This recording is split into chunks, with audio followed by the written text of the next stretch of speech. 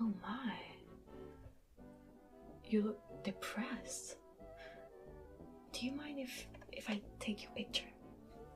I mean, when I did take pictures of the Great Depression, 15 million Americans were unemployed, nearly half the banks had failed. I took some very, very, very significant pictures at the time, I remember I approached that hungry and desperate mother as if drawn by a magnet. I do not remember how I explained my presence or my camera to her, but I do remember she asked me no question. I made 5 exposures, working closer and closer from the same direction. I did not ask her name or her story. She told me her age, that she was 32, I think. She said that she had been living on frozen vegetables from the surrounding fields and birds that the children killed. She had just sold the tires from her car to buy food. And there, she sat in that lenchy tent with her children huddled around her and seemed to know that my pictures might help her, and so she helped me. There was sort of a equality about it, But I mean, look at you.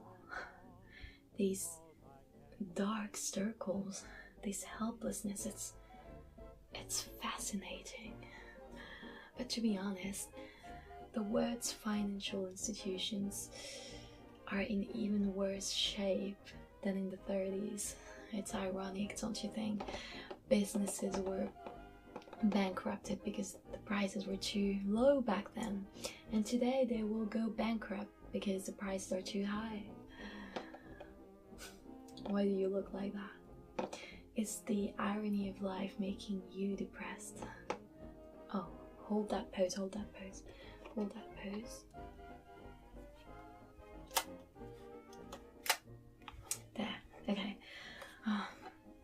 Anyway, why do you look so sad? Why do you look so sad? Are you hungry? Are you unemployed?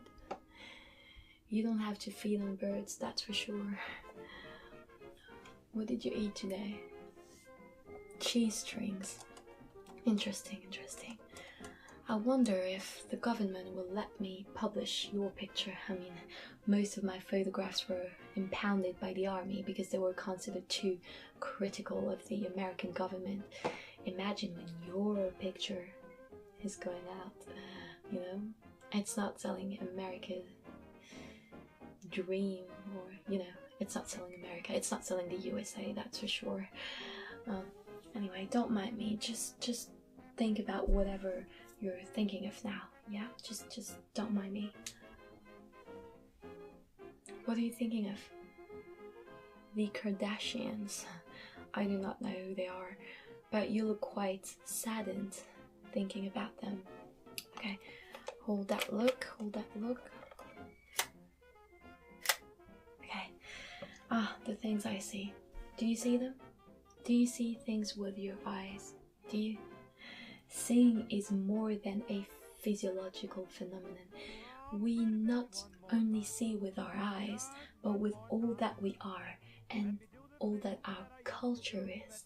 The artist is a professional seer. This benefit of seeing can come only if you pause a while, extricate yourself from the maddening mob of quick impressions ceaselessly battering our lives, and look thoughtfully at a quiet image. The viewer must be willing to pause, to look again, to meditate. You know what I'm saying? Take your time. Take a breath in and out. In and out. In and out. And now look around you.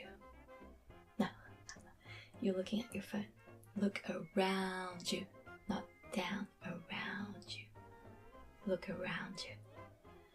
No wonder you look so depressed. what are you doing exactly? Checking if someone DM you. And well, did they? No. Hold that look. Okay. Anyway, do you know what a camera is? Do you know what this is? Oh, remarkable. Just wait a second. Okay. A camera is a tool for learning how to see without a camera. One should really use the camera as though tomorrow you'd be stricken blind. Now, another thing you should know is that the theme of your photography is absolutely important. Pick a theme and work it to exhaustion. Yeah, exhaustion. That's a difficult word.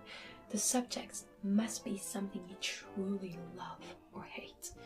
Do you know what working to exhaustion means? Do you ever work to exhaustion? Photographers stop photographing a subject too soon before they have exhausted the possibilities.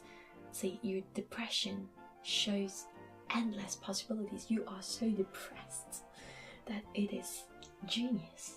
And I haven't exhausted its artistic potential yet. Stay still, stay still, stay still, stay still. Okay. Anyway.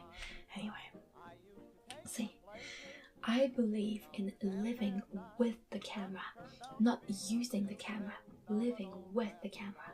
And you, what do you believe in? You believe in your phone. You live in your phone. Well, it certainly gives you this pale, morbid glow that will look grand on my pictures. See, all you have to do is to put your camera around your neck. Well, this one doesn't have a string, but put it around your neck along with putting your shoes, you know? And there it is, an appendage of the body that shares your life with you. You do the same with your cell phone. I mean, it does look like an appendage of your arm. You haven't dropped it once since I've started talking to you. So, why do you keep your phone with you? Ah, it's got a camera in it.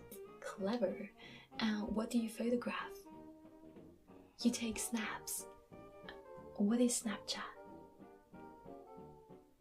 Oh, I see. Fascinating. I mean, if it disappears, at least that way the government doesn't have any hold on any of your pictures. Or does it? Hold that expression. Okay. My own approach is based upon 3 considerations.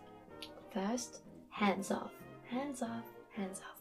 Whenever I photograph, I do not molest or tamper with or arrange. Second, a sense of place. I try to picture,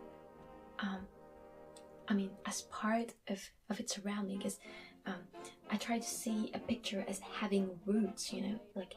And third, a sense of time.